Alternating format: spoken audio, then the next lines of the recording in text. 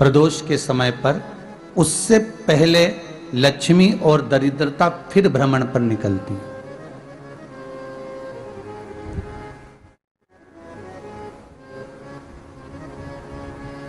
शिव भ्रमण कर कर जब वापिस आ जाते हैं, हिंदू धर्म में पीपल के वृक्ष की जो गणना वराह पुराण में करी गई है, 4 बजे से 7 बजे तक शिव के भ्रमण का समय बताया है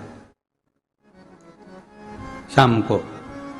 तो 7 बजे से लेकर फिर रात्रि 9 बजे तक लक्ष्मी और दरिद्रता फिर भ्रमण पर जाती है।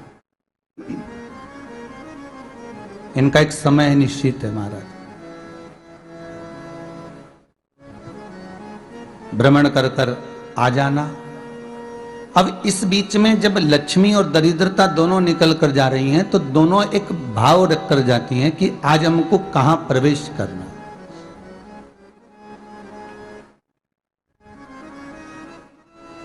आज हमें किस जगह पर प्रवेश करना है, आज हमें कहां पहुंचना है, आज हमें किस जगह जाना है। और जिस नगर में जिस मार्ग से लक्ष्मी और दरिद्रता निकल कर जाती है, ये दोनों का जब निकलना होता है, इनको स्थान दिया गया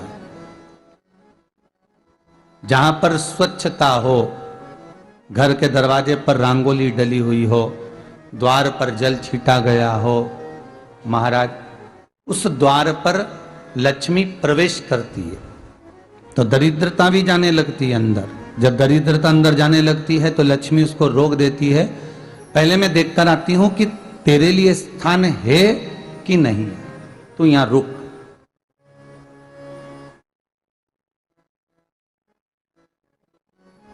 कुछ देर तक दरिद्रता बाहर खड़ी रहती है और लक्ष्मी जी की बड़ी बहन जब दरिद्रता बार बार अंदर जाने का प्रयास करती है तो लक्ष्मी जी कहती हैं, जी तू इतनी बड़ी होकर तुझे मालूम है, तू तेरा सम्मान होना चाहिए, आदर होना चाहिए, और तू अंदर चली जाए और कोई तेरा सम्मान ना करे तो कितना बुरा लगेगा, इसलिए तू बाहर खड़ी रहे, मैं अभी आई।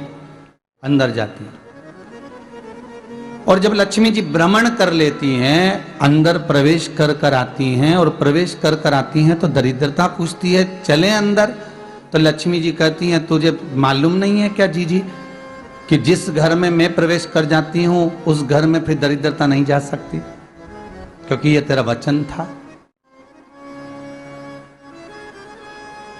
यह तेरा वचन था।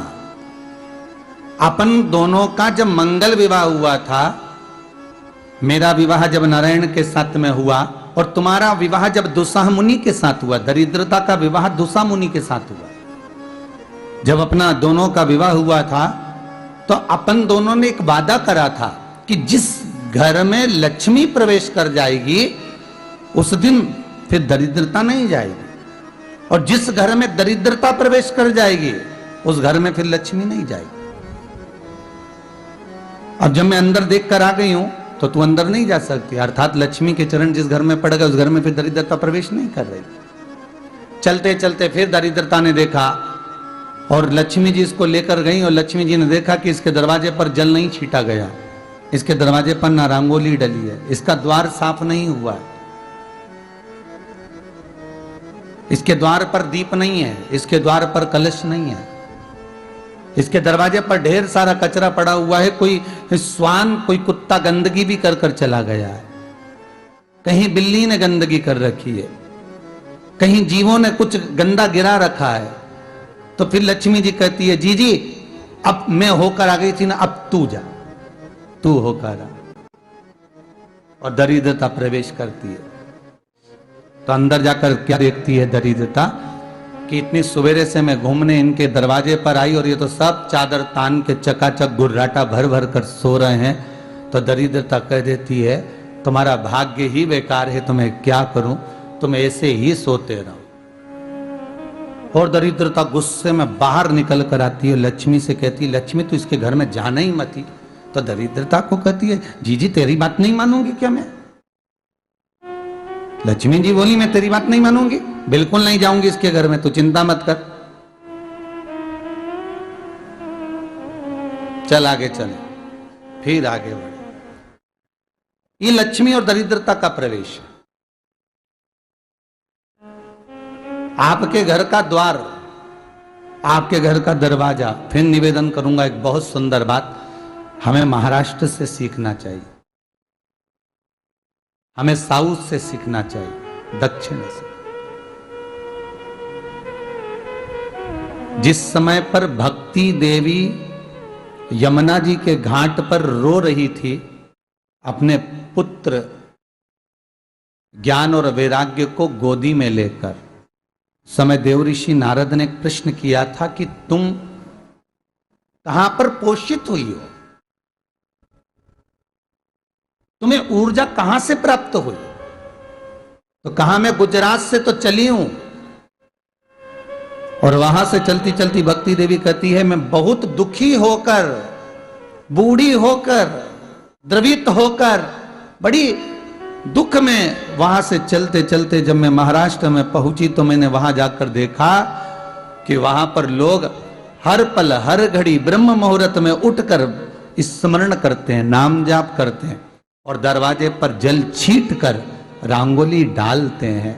तो कह रही है कि वहां पर मैं थोड़ी अवस्थावान होने लगी, वहां मुझे अच्छा लगने लगा।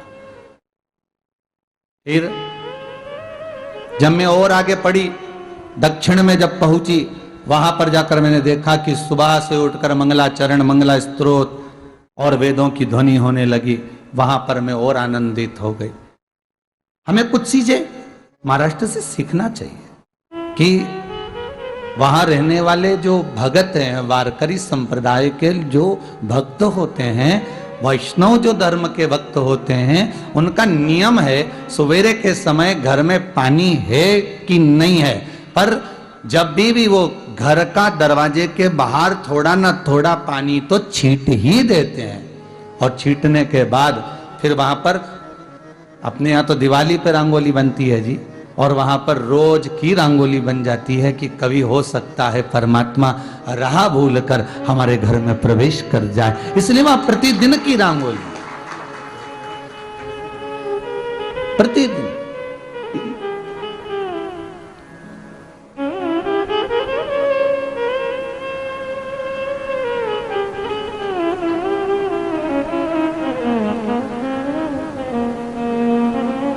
हमें सीखना चाहिए थोड़ा सा। आज के जमाने में तो बहू अपने कमरे की झाड़ू लगा ले, वो ही बहुत बड़ी बात है। हो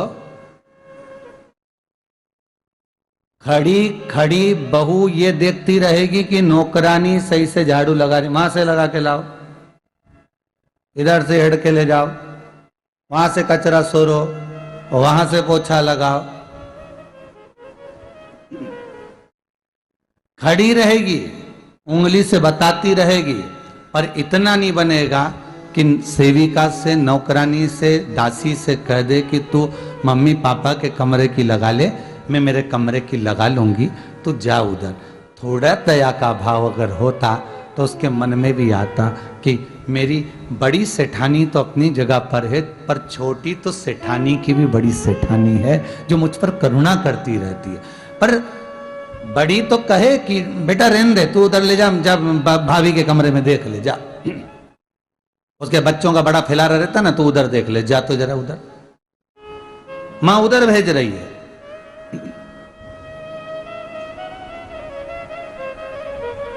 थोड़ा सेवा का भाव हमारे भीतर हो।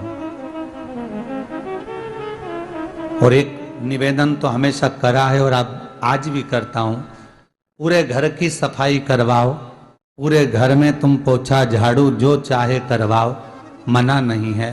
पर एक निवेदन है, रसोई घर के अंदर बहू और बेटी ही जाकर भोजन बनाए तो अन्नपूर्णा सदा कृपा करती है महाराज। बहू और बेटी।